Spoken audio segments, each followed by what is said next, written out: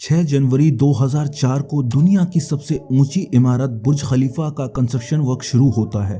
कोई इसकी कल्पना भी नहीं कर सकता था कि इतनी ऊंची इमारत भी बनाई जा सकती है।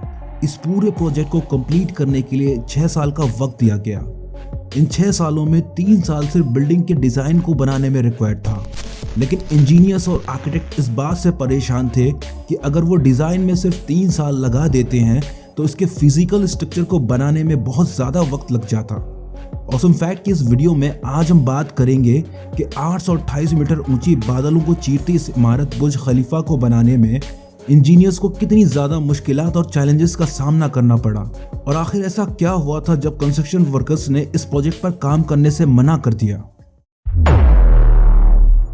नंबर 1, आर्किटेक्चरल जायंट कहे जाने वाले बुर्ज खलीफा के डिज़ाइन के लिए कंस्ट्रक्शन कंपनी एमआर प्रॉपर्टीज ने शिकागो में सबसे टॉप लेवल की कंपनी से कांटेक्ट किया, जो इससे पहले कई स्काईस्क्रैपर टावर्स डिजाइन कर चुके थे। लेकिन आसमान की बुलंदियों को छूती दुनिया की सबसे ऊंची बिल्डिंग बुर्ज खलीफा के स्ट्रक्चर डिजाइन को बनाने में इस आर्किटेक्चरल फर्म के भी पसीने छूट गए। इसके डिजाइन में आर्किटेक्ट्स के लिए सबसे बड़ा चैलेंज था एक ऐसा स्ट्रक्चर डिजाइन करना जो लगभग 1,10,000 टन कंक्रीट और 55,000 टन स्टील का वजन उठा सके, और जिसके फ्लोर्स में नेचुरल लाइट्स आती हो, साथ ही बिल्डिंग भी पूरे 163 फ्लोर्स की रहे।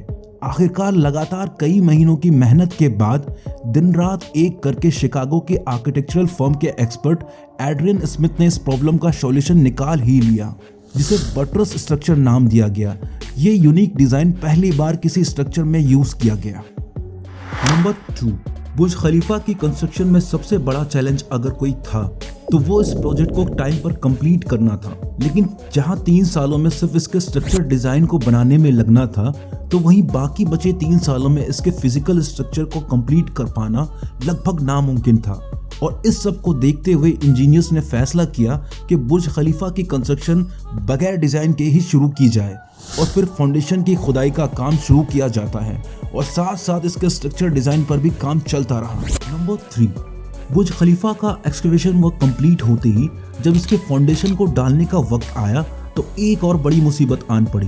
दरअसल जब कभी कोई ऊंची गगनचुंबी इमारत को बनाया जाता है तो इसके फाउंडेशन को जमीन के नीचे मौजूद बड़े बड़े हेवी पत्थरों पर बनाया जाता है, लेकिन जिस जगह बुर्ज खलीफा बनना था उसके नीचे सिर्फ रेतीले और कमजोर पत्थर मौजूद थे।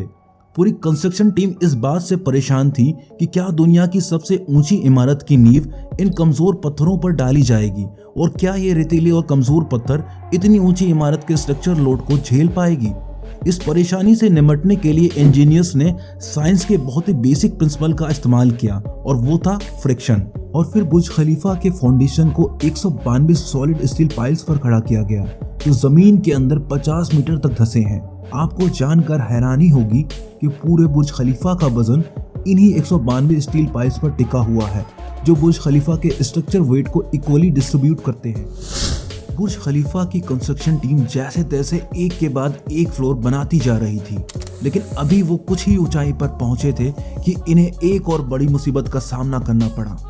असल में जो कंक्रीट मिक्सचर वर्कर्स तैयार करके ऊपर भेजते थे, वो मिक्सचर वहां के एटमॉस्फेयर की वजह से ऊपर जाते जाते ही ड्राई हो जाता था।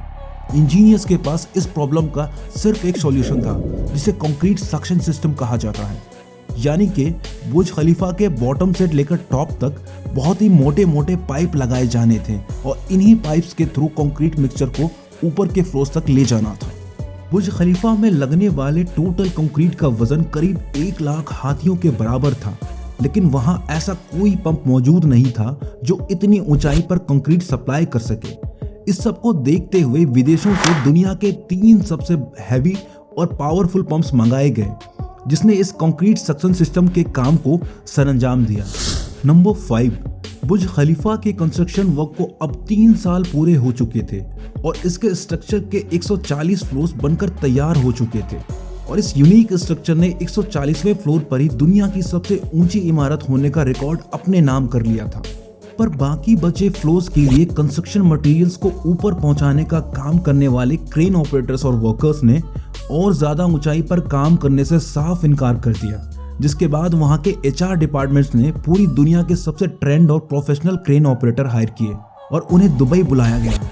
ये सभी क्रेन ऑपरेटर्स अलग अलग भाषा बोलते थे, लेकिन इन सभी में एक बात सबसे कॉमन थी कि उन्हें ऊंचाई से जरा भी डर नहीं लगता था। नंबर 6, बुर्ज खलीफा के सारे फ्लोर्स अब रेडी हो चुके थे। इसकी लॉन्च को अब सिर्फ 2 साल ही बाकी बचे थे, लेकिन एक चीज अब तक मिसिंग थी और वो इसके ग्लास पैनल्स थे। इसके पूरे स्ट्रक्चर में लगभग 26,000 ग्लास पैनल्स लगने थे और जब ग्लास पैनल्स के इंस्टॉलेशन का काम शुरू किया गया तो बुर्ज खलीफा के अंदर का टेम्परेचर दुबई की कड़कती गर्मी और बिल्डिंग की हाइट ज्यादा होने की वजह से लगभग 100 डिग्री सेंटीग्रेड तक जा पहुंचा। इन ग्लास पैनल्स की वजह से बिल्डिंग के अंदर के तापमान को नॉर्मल करने में 10 गुना ज्यादा इलेक्ट्रिसिटी यूज होती थी। लगभग 18 महीने गुजर गए लेकिन इसका कोई सॉल्यूशन नजर नहीं आ रहा था। आखिरकार एक फेमस इंजीनियर जॉन ज़राफ़ा ने इसका सॉल्यूशन बताया, लेकिन वो सॉल्यूशन बहुत ही ज्यादा महंगा था, पर इसके अलावा और कोई चारा मौजूद नहीं था। ज़राफ़ा ने एक बहुत ही खास ग्लास बनवाया जो सूरज से निकलने वाली अल्ट्रावायलेट रेज को वापस रिफ्लेक्ट कर देता था और इसके सिर्फ एक ग्लास पैनल की कीमत $2,000 थी और ऐसे 26,000 पैनल्स बनाए जाने थे जिसकी कीमत करीब 3 अरब 60 करोड़ होती है। और आखिर में जॉन ज़राफ़ा के इस फॉर्मूले पर काम शुरू कर दिया गया और फाइनली 2010 में बुर्ज खलीफा को लॉन्च कर दिया गया, जिसके लॉन्च पर पूरी दुनिया इसे लाइव देखती रही।